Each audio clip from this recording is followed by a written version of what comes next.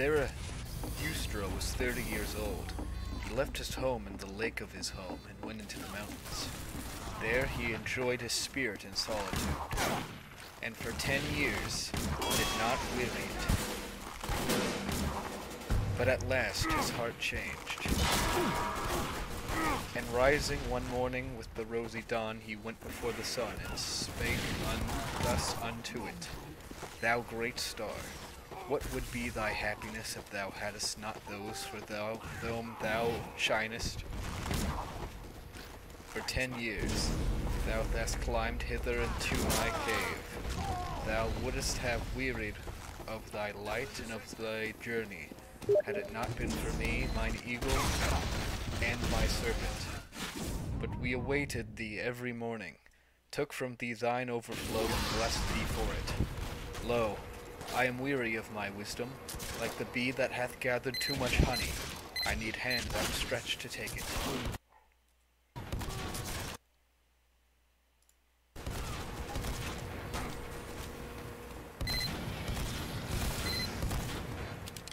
I would fain bestow and distribute until the wise have once more become joyous in their folly, and the poor happy in their riches. Therefore must I descend into the deep, as thou dost in the evening, when thou goest behind the sea, and givest light also to the nether world, thou exuberant star. Like thee must I go down, as men say, to whom I shall descend. Bless me, then thou tranquil eye, that canst behold even the greatest happiness without envy.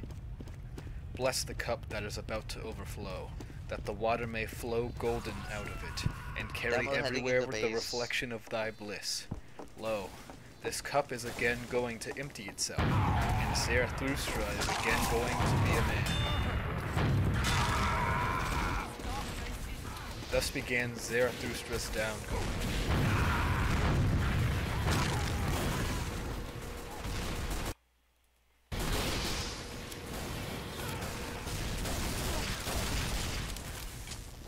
Alright, spine sewers, watch out.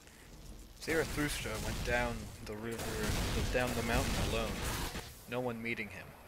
When he entered the forest, however, there suddenly stood before him an old man, who had left his lonely cot to seek roots, and thus spake the old man to Zarathustra: No stranger to me is this wanderer.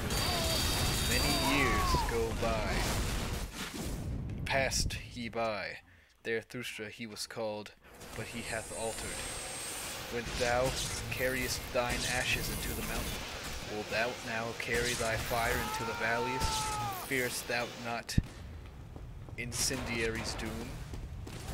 Yeah, I recognize Zarathustra. Alright guys, when I pure in his y'all eye. push in, alright? Or when this is my steps. Y'all move in, And alright? no loathing lurkest about his mouth. Goeth he not along like a dancer? Altered is Zarathustra.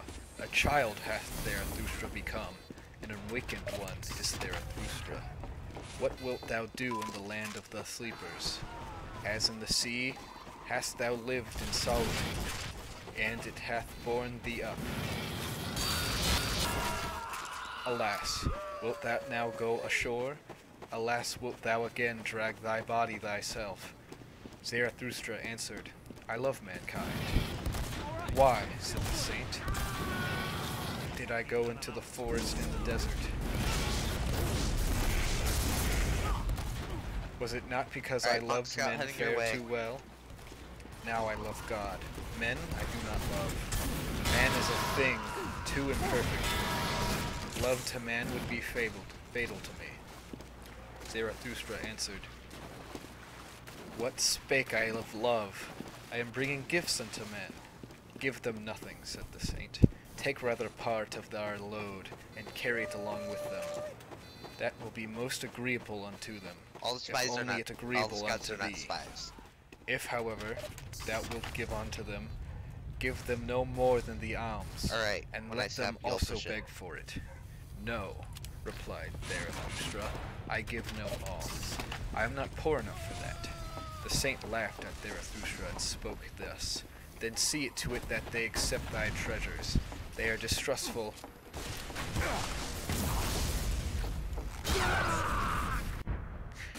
of anchorites, and do not believe that we come with gifts. The fall of our footsteps ringeth too hollow through their streets, and just as at night, when they are in bed and hear a man abroad long before sunrise, so they ask themselves concerning us, where goeth the thief? Go not to men, but stay in the forest. Go rather to the animals. Why not be like me, a bear amongst bears, a bird amongst birds? And what doth the saint in the forest? Asked Zarathustra. The saint answered, I make hymns and sing them, and in making hymns I laugh and weep and mumble, thus I do praise God. With singing, weeping, laughing, and mumbling do I praise God who is my God. But what dost thou bring us as a gift? When Zarathustra has heard these words, he bowed to the saint and said, What should I have to give thee? Let me rather hurry hence, lest I take aught away from thee.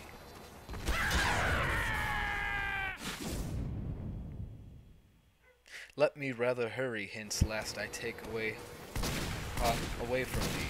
And thus they parted from one another, the old man and Zarathustra, laughing like schoolboys. When Zarathustra was alone, however, he said to his heart, Could it be possible? This old saint in the forest hath not yet heard of it, that God is dead. When Zarathustra arrived at the nearest town which adorned the forest, he found many people assembled.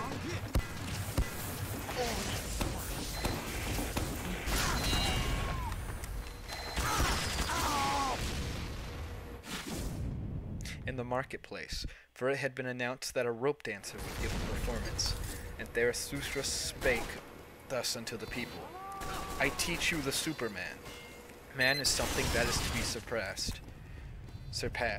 What have ye done to surpass man? All beings hitherto have created something beyond themselves, and ye want to be the ebb of that great tide, and would rather go back to the beast than surpass man.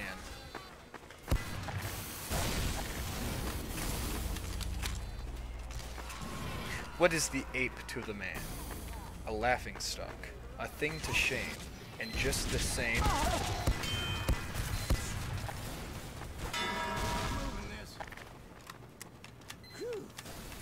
same shall man be to the Superman, a laughingstock, a thing of shame. Ye have made your way from the worm to the man. Alright, if y'all could coordinate a push, I can get the NGs and get the sentries. And much within you is still worm. Once ye were apes, and even yet man is more of an ape than any of the apes. Even the wisest among you is only a disharmony, and hybrid of plant and phantom. But do I bid you become phantoms or plants? Lo, I teach you the Superman. The Superman is the meaning of the earth. The meaning of the earth. Let your will say, the Superman shall be the meaning of the earth. I conjure you, my brethren, remain true to the earth.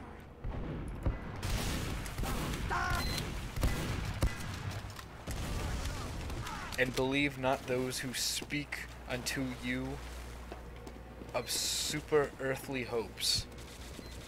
Poisoners are they, whether they know it or not. Despisers of life are they, decaying ones and poisoned ones themselves, of whom the earth is weary, so away with them.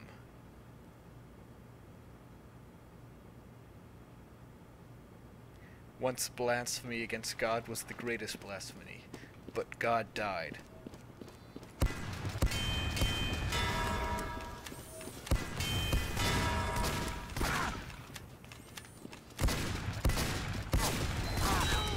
Guys. They're literally And with in our therewith base. also those blasphemers. To blaspheme the earth is now the dreadfulest sin, and to rape the heart of the unknowable higher than the meaning of the earth. Once the soul looked contemptuously on the body, and then that contempt was the supreme thing. The soul wished the body merged, ghastly and famished. Thus it thought to escape from the body and the earth. Oh, that soul was itself merg, ghastly and famished. And cruelty was the delight of that soul. But ye, also my brethren, tell me, what doth your body say about your soul? Is your soul not poverty and pollution and wretched self-complacency? Verily, a polluted stream is man. One must be a sea to receive a polluted stream without becoming impure. Lo, I teach you the Superman. He is that sea. In him can you great contempt to submerged. What is the greatest thing ye can experience?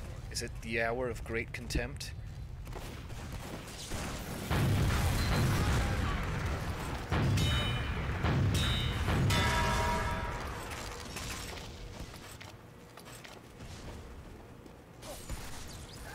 The hour in which even your happiness becometh loathsome unto you, and also your reason and virtue.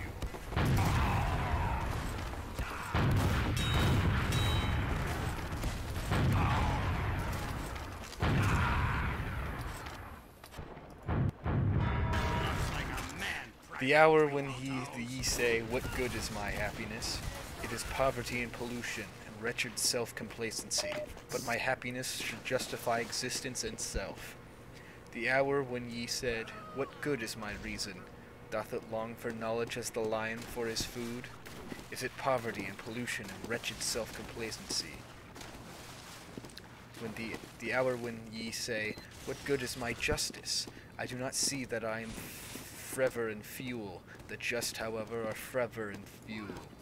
The hour when ye say, what good is my pity? Is not pity the cross on which...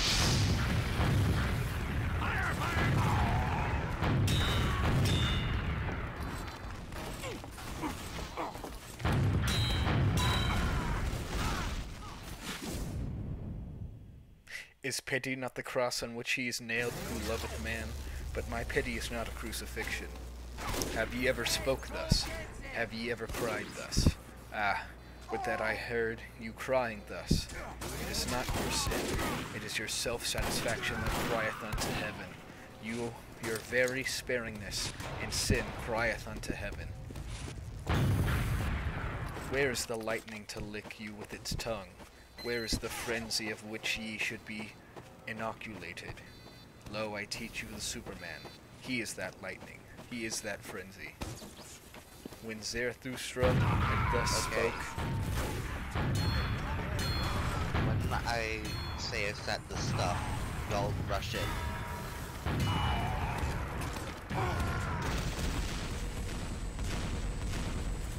Y'all got that? Rush in when I... When Zarathustra had thus spoken, one of the people called out, "We have now heard enough of the rope dancer. It is time for us to see him." And all the people laughed at the Zarathustra. But the rope dancer, who thought the words applied to him, began his performance. Zarathustra, however, looked at the people and wondered. Then he spake thus, "Man is a rope stretched between the animal and the Superman, a rope over an abyss."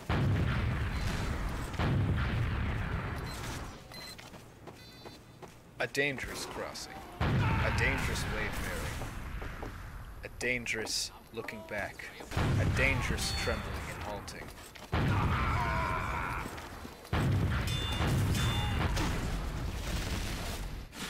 What is great in man is that he is a bridge and not a goal. What is lovable in man is that he is an overgoing and a downgoing.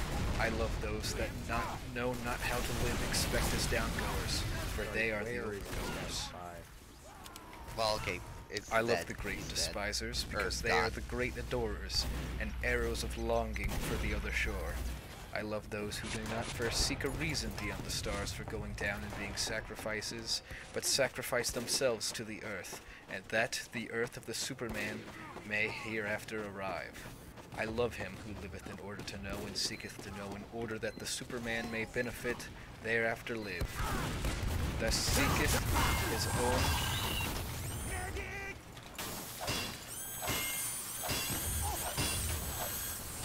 his own downgoing. I love him who laboreth and inventeth, that he may build the house for of the Superman, and prepare for him earth, animal, and plant.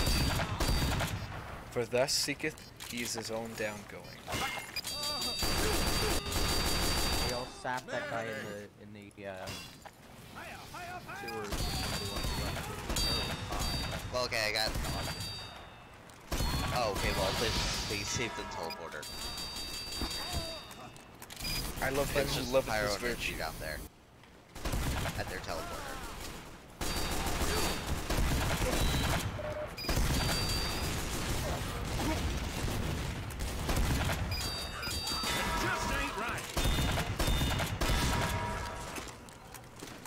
I love him who loveth his virtue.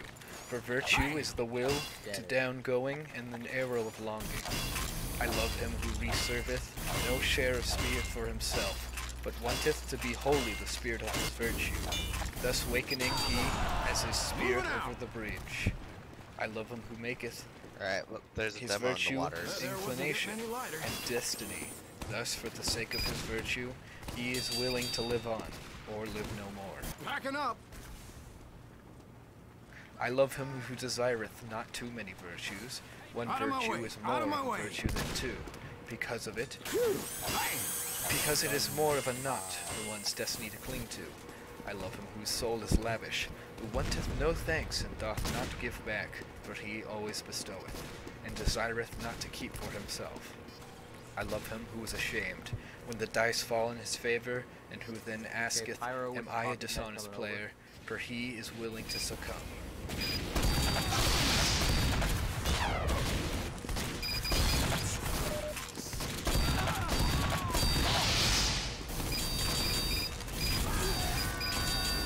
I love him who scattereth golden words in advance of his deeds, and always doth more than he promises.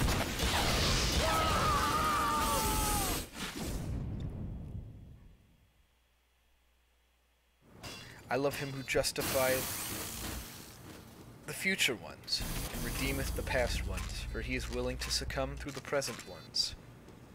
I love him who chastiseth his God, because he loveth his God, for he must succumb through the wrath of his God. I love him whose soul is deep even in the wounding, and may succumb through a small matter. Thus goeth he willing over the bridge. I loveth him whose soul is so overfull that he forgetteth himself, and all things are in him. Thus goeth he is willing over the bridge.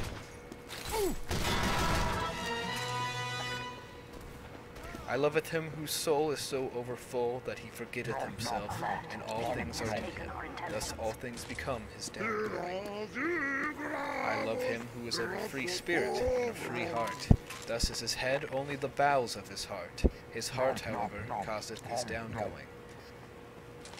I love him who is a free spirit and who are like heavy drops falling one by one out of the dark cloud that lowereth over man. Thus herald the coming of the lightning and succumb his heralds. We have taken the enemy intelligence. Lo, I am herald of the lightning, and a heavy drop of the cloud, the lightning. However, is the Superman. Hey, is the simp guy a bot or no? When Zarathustra had spoken these words, he again looked at the people and was silent. Success. There they stand, We have he said secured to his the heart. enemy intelligence. There they laugh, they understand me not. The enemy has dropped. Here they laugh, they understand me not. I am not the mouth of these ears. Must one first batter their ears, that they may learn to hear with their eyes?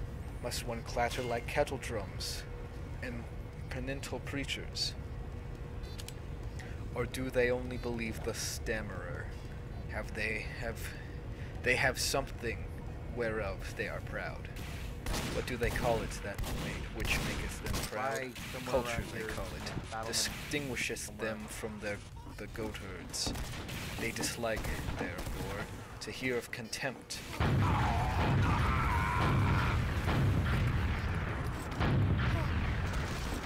of themselves, so I will appeal to their pride. I will speak unto them of the most contemptible thing. That, however, is the Our last man. intelligence has returned to And our thus base. spake Zarathustra unto the people. It is We time have for man to taken fix the his enemy goal. intelligence. It is time for man to plant the gem of his highest hope, still in his soil rich enough for it, but that soil will one day be poor and exhausted, brought the enemy and no intelligence. lofty tree will any We have longer taken be able the to enemy grow here intelligence. then. Alas, there cometh the time when man will no longer launch the arrow of his longing.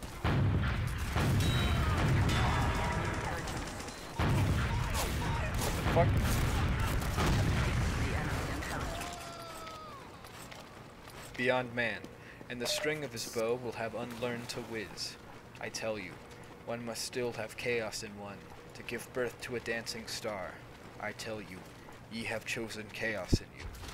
Alas, there cometh the time when man will no longer give birth to any star. Alas, there cometh the time of the most despicable man, who can no longer despise himself. Lo, I show you the last man. What is love? What is creation? What is longing? What is a star? So asketh the last man that blinketh.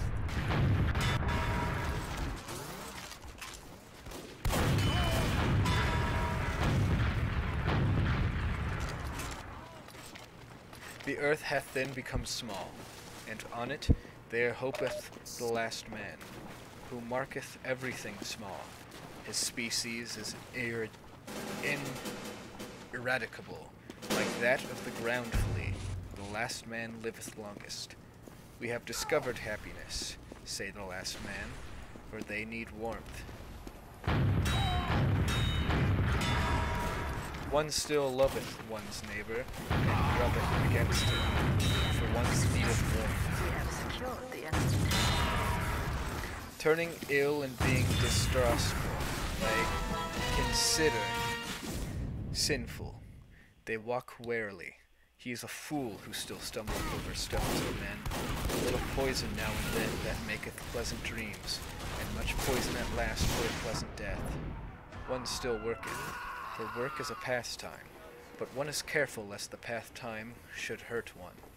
One no longer becometh poor or rich, both are too burdensome.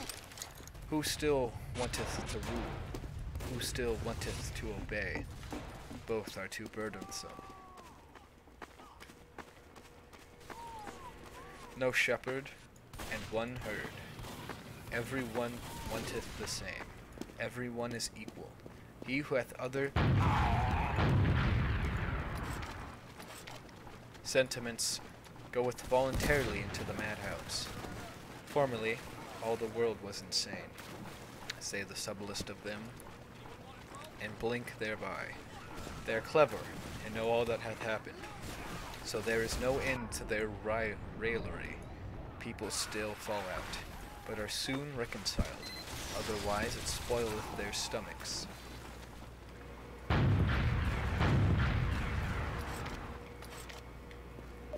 They have little pleasures for the day, and their little pleasures for the night, but they have regard for health. We have discovered happiness, say the last man, and blink thereby. And here ended the first discourse of Zarathustra, which is also called the Prologue. For at this point the shouting and mirth of the multitude The interrupted enemy him. has taken our intelligence. Give us this last man, O Zarathustra, they called out. Make us unto these last men. Then will we make thee a present of the Superman. And all the people exalted and smacked their lips. Hell of a shot, mister.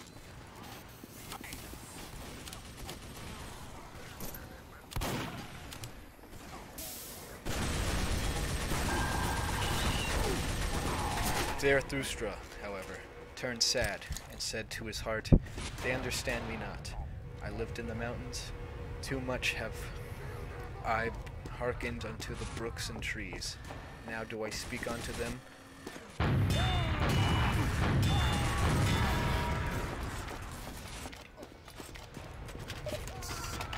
Now do I speak unto them as unto the goat Our herds. intelligence has returned Calm our is my base. soul, and clear, like the mountains in the morning, but they think me cold, and a mocker with terrible jests. And now do they look at me and laugh, and while they laugh they hate me too. There is ice in their laughter. Then, however, something happened which made every mouth mute and every eye fixed.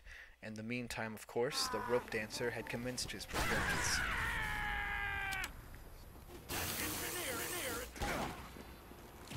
He had come out at a little door, and was going along the rope which was stretched between two towers, so that it hung above the marketplace and the people. When he was just midway across, the little door opened once more, and a godly dressed fellow like a buffoon sprang out, and went rapidly after the first one. "Go on, halt foot," cried his frightful voice. "Go on, lazy bones, interloper, sallow face, lest I tickle thee with my heel. What dost thou here between the towers? And the tower is the place for thee."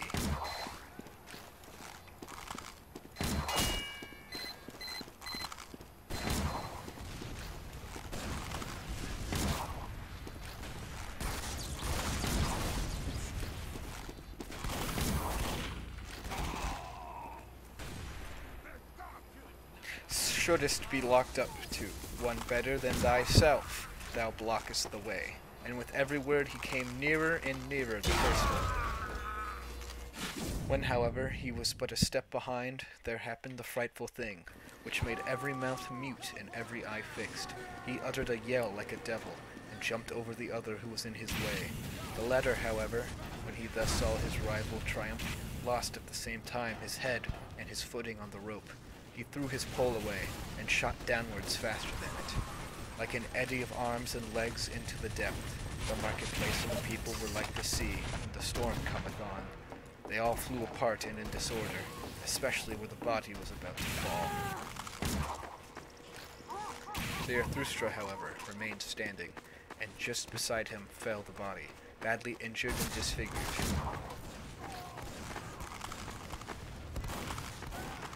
But not yet dead.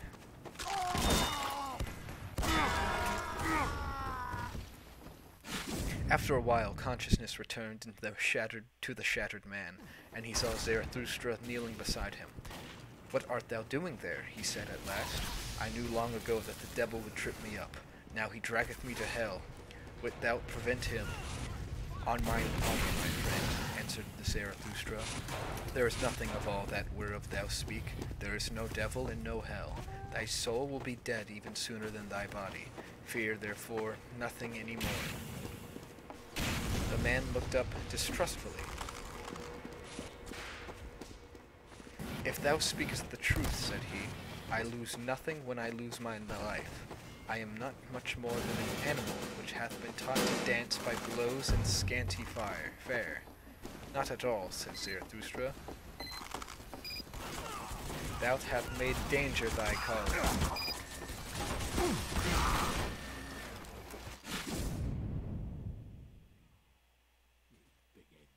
"Herein there is nothing contemptible. Now thou perishest by thy calling. Therefore will I bury thee with mine own hands." When Zarathustra had said this, the dying one did not reply further, but he moved his hand, as if he sought the hand of Zarathustra in gratitude. Meanwhile, the evening came on, and the marketplace veiled itself in gloom. Then the people dispersed, for even curiosity and terror become fatigued. Roddy!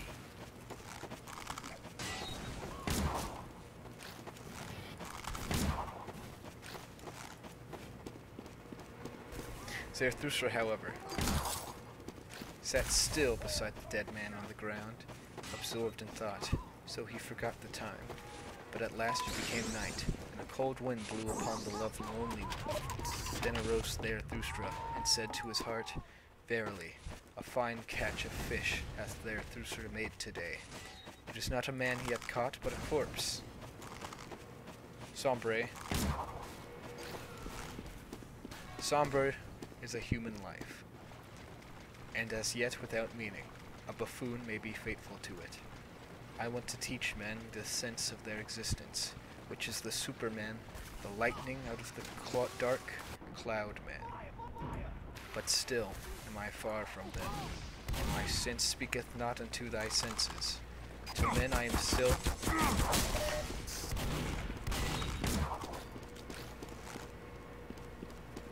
To men I am still something between a fool and a corpse. Gloomy is the night, gloomy are the ways of Zarathustra. Come, thou cold and stiff companion. I carry thee to the place where I shall bury thee with mine own hands. When Zarathustra had said this to his heart, he put the corpse upon his shoulders and set out on his way. Yet he had not gone 100 steps.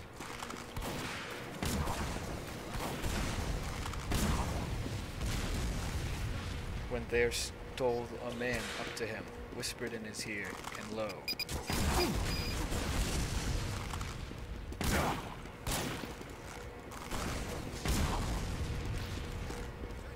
he that spake was the buffoon from the tower. Leave this town, O Zarathustra, said he. There are too many here who hate thee. The good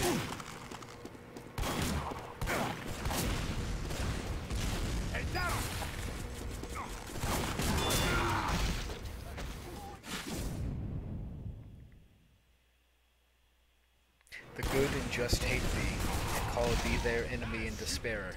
The believers in the orthodox belief hate thee, and call thee a danger to the multitude. It was thy good fortune to be laughed at, and verily thou speakest like a buffoon. It was thy good fortune to associate with the dead dog, so humiliating thyself thou hast saved thy life today. Depart, however, from this town.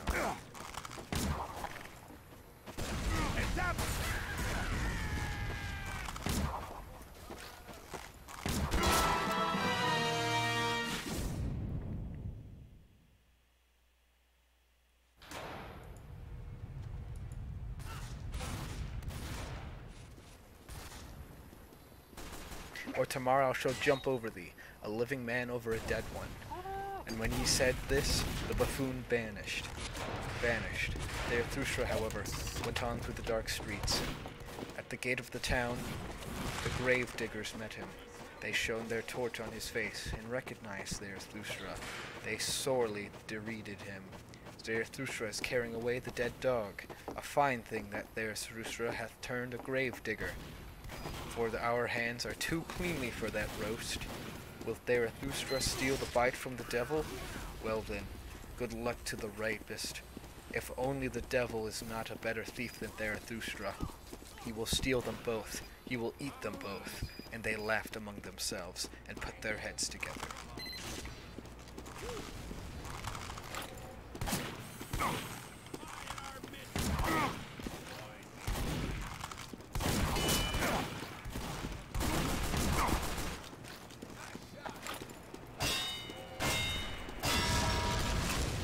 Zarathustra made no answer hereto, but went on his way. When he had gone for 2 hours, past forests and swamps, he had heard too much of the hungry howling of the wolves, and he himself became hungry. So he halted at a lonely house.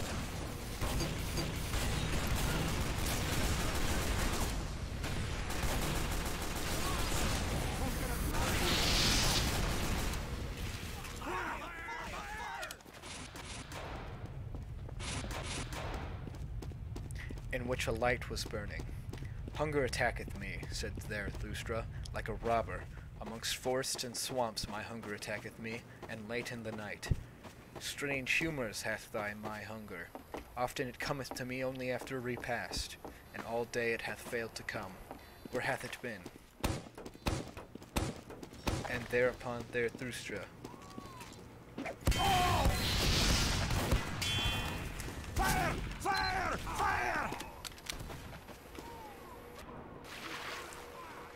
And thereupon Zarathustra knocked at the door of the house. And an old man appeared who carried a light and asked, "Who cometh unto me Spy in our midst. and my bad sleep? A living man and a dead one," said Zarathustra. "Give me something to eat and drink. I forgot it during the day. He that feedeth the hungry refresheth his own soul, saith wisdom." The old man withdrew, but came back immediately and offered Zarathustra bread and wine. "A bad country for the hungry," he said. "That is why I live here. Animal and man come unto me, an anchorite. But bid thy companion eat and drink also. He is wearier than thou." Zarathustra answered, "My companion is dead." "I still hardly be able to persuade him to eat. That doth not concern me," said the old man sullenly. He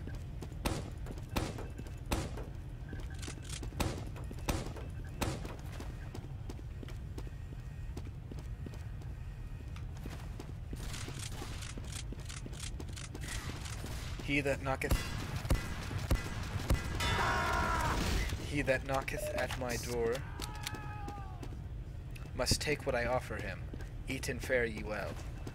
Thereafter Zarathustra again went on for 2 hours, trusting to the path and the light of the stars, for he was an experienced night walker, and liked to look into the face of all that slept. When the morning dawned, however, Zarathustra found himself in a thick forest, and no path was any longer visible. He then put the dead man in a hollow tree at his head, for he wanted to protect him from the wolves, and laid himself down on the ground in moss, and immediately he fell asleep, tired in body, but with a tranquil soul. Long slept Zarathustra, and not only the rosy dawn Alert. passed over his head, The enemy has dropped but also our the morning. intelligence.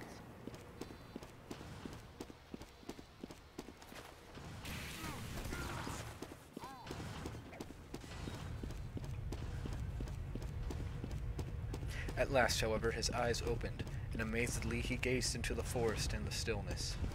Amazedly, he gazed into himself.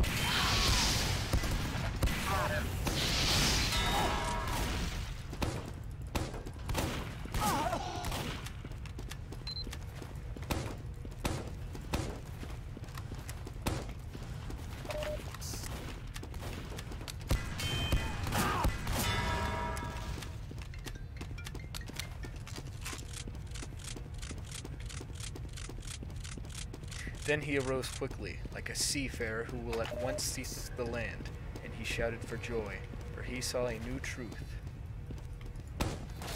Our intelligence has returned to our days. And he spaketh unto his heart, "A light hath dawned upon me. I need companions. Living ones, not dead companions and corpses, which I carry with me where I will. But I need living companions, who will follow me because they want to follow themselves into the place where I will.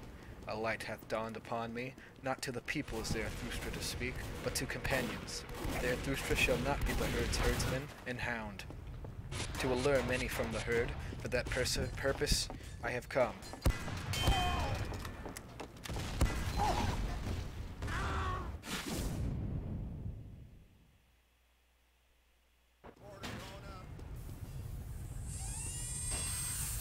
The people in the herd must be angry with me. A robber shall Zarathustra be called by the herdsmen. Herdsmen, I say, but they call themselves the good and just. Herdsmen, I say, but they call themselves the believers in the orthodox belief. Behold the good and just.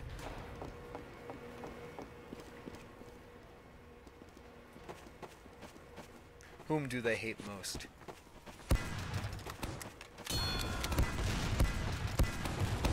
Alert. The enemy has taken our intelligence. The enemy has dropped our intelligence. Him who breaketh upon the table of their virtues, the breaker, the lawbreaker. He, however, is the creator. Companions the creator seeketh, not corpses, and not herds of believers either. Follow creators the creator seeketh. Fellow creators the creator seeketh. Those who grave new values on their tables. Companions the creator seeketh, the fellow reapers, for everything is ripe for the harvest within him. but he lacketh the 100 sickles, so he plucketh the ears of corn, and he is vexed. Companions the Creator seeketh, and such as how to whet their sickles. Destroyers will they be called, the despisers of good and evil, but they are the reapers and rejoicers. Fellow creators, Zarathustra seeks. Incoming!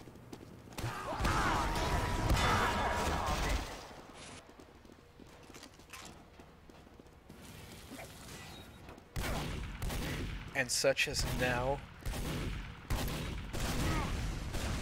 fellow reapers and fellow rejoicers, Zarathustra speaks. What hath he do to the herds of herdsmen and corpses? And thou, my first companion, rest in peace. Till I have buried thee in thy hollow tree, and have I hid thee from the wolves. But part from thee, the time hath arrived. Twixt rosy dawn and rosy dawn, here came upon me a new truth. I am not to be a herdsman. I am not to be a grave digger. Not any more will I discourse upon the people. For the last time I have spoken upon the dead. With the creators, the reapers, and the rejoicers will I associate. The rainbow I will show them, and all the stars to the Superman. To the lone dwellers I will sing my song, and to the twain dwellers, and unto him who hath still ears for the unheard, will I make the heart heavy with my happiness. I make for my goal. I will follow my course. Over the loitering and tardy will I keep. Thus let my ongoing be their downgoing. Spy in our midst, men!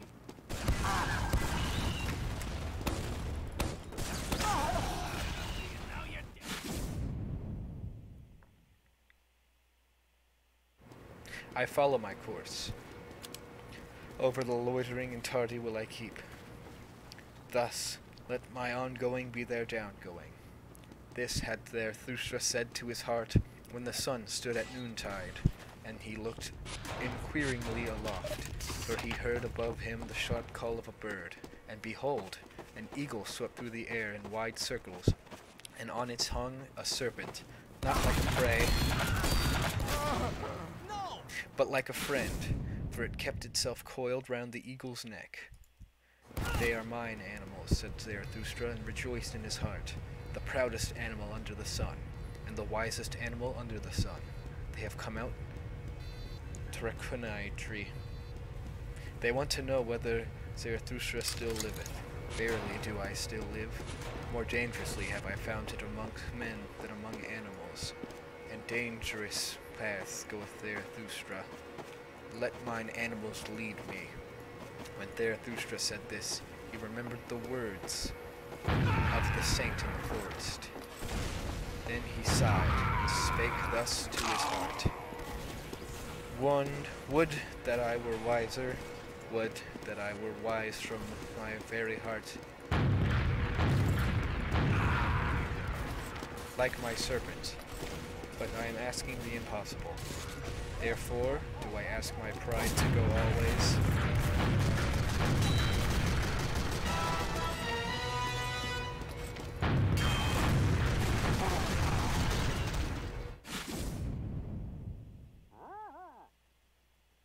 Therefore do I ask my pride to go always with my wisdom, and if my wisdom should some day forsake me, alas, it loveth to fly away. May my pride then fly with my folly. Thus began Zarathustra's downgoing.